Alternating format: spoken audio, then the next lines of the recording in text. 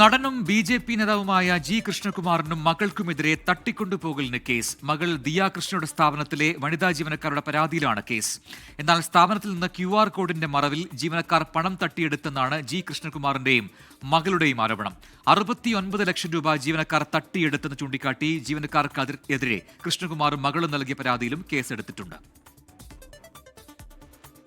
G കൃഷ്ണകുമാറിന്റെ മകൾ ദിയ കൃഷ്ണയുടെ O/OC എന്ന ഷോപ്പുമായി ബന്ധപ്പെട്ടാണ് പരസ്പര ആരോപണവും കേസും. ഫാൻസി ആഭരണങ്ങളുടെയും വസ്ത്രങ്ങളുടെയും ബിസിനസ് നടത്തുന്ന സ്ഥാപനമാണ് O/OC.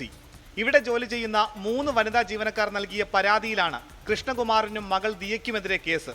ദിയ മാനസികമായും ജാതീയമായും അധിക്ഷേപിച്ചെന്നും ജോലി വിടാൻ തീരുമാനിച്ചപ്പോൾ ആരോപണം ഉന്നയിച്ച് ഭീഷണിപ്പെടുത്തിയെന്നാണ് വിനീത, ദിവ്യ, രാധാകുമാരി എന്നിവരുടെ ആരോപണം.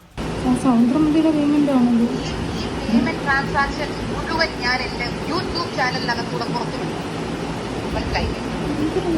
നിങ്ങൾക്ക് 3 പേർക്ക് ക്ഷീണിക്കാൻ പറ്റാത്ത വകുപ്പ് ഞാൻ ചെയ്യും. മനസ്സിലായില്ലേ?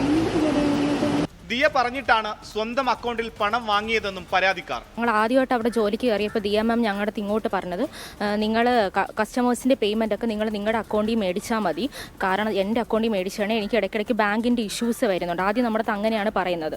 ആരോപണങ്ങൾ തെറ്റെന്ന് ജി കൃഷ്ണകുമാറും ദിയ കൃഷ്ണയും. സ്ഥാപനത്തിൽ നിന്ന് QR കോഡിന്റെ മറവിൽ ജീവനക്കാർ പണം തട്ടിയെടുത്തെന്നാണ് ആരോപണം.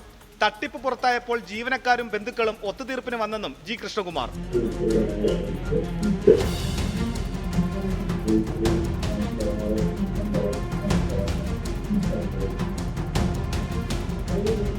69 ലക്ഷം രൂപ ജീവനക്കാർ തട്ടിയെടുത്തെന്ന് ചൂണ്ടിക്കാട്ടി ജീവനക്കാർക്കെതിരെ കൃഷ്ണകുമാറും മകളും നൽകിയ പരാതിയിലും കേസെടുത്തിട്ടുണ്ട്. ജീവനക്കാരുടെ ആരോപണങ്ങളും ഇവർ നിഷേധിച്ചു. ഞങ്ങളുടെ കമ്പനിയുടെ QR കോഡ് വർക്ക് ചെയ്യുന്നില്ല, അതുകൊണ്ട് വേറെ QR കോഡ് തരാമെന്ന് പറഞ്ഞിട്ട് ആ QR കോഡ് കാണിക്കുന്നു, അതിലോട്ട് പൈസ മാറ്റുന്നു.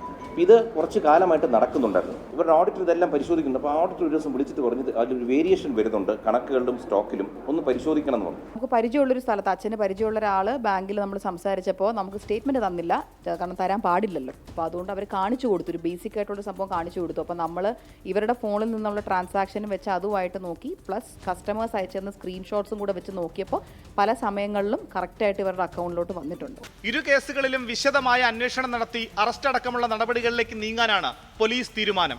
24 തിരുവനന്തപുരം.